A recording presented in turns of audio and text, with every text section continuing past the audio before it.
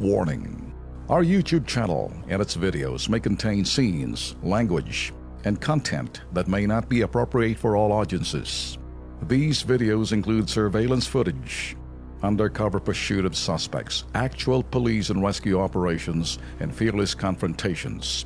If you do not approve of the content, please do not watch our videos. If you wish to continue, we strongly advise that you proceed with caution. Viewers' discretion is advised. Dito sa Kilos Pronto, marami na rin po tayo mga reklamong naaksyonan, nasolusyonan at hindi nakalimot ang mga kababayan nating natulungan. Tulad na lamang po ng isa pong ginang na lumapit po sa ating pong himpilan para humingi po ng tulong para makuha po ang mga labiho ng kanya pong namayapang anak dahil po sa namatay ho to dahil po sa cancer. Balikan ho natin kung ano po yung kanya pong hiling po sa atin.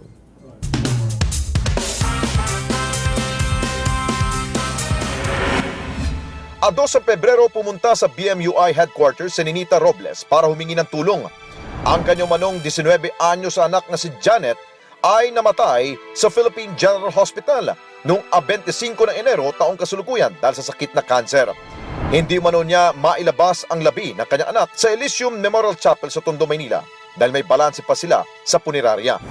Hindi po nila bibigay pag hanggat hindi po ako bayad. Kaya nga ako lumapit dito sa inyo po. Doble dagok umano ito sa kanilang pamilya dahil hindi niya maiuwi sa kanilang bayan sa Samar ang bangkay ng kanyang anak. Sa tulong ng Kilos Pronto, inalapit ng KP ang kanyang problema kay Mayor Eping Sosing ng Pambuhan, Northern Samar.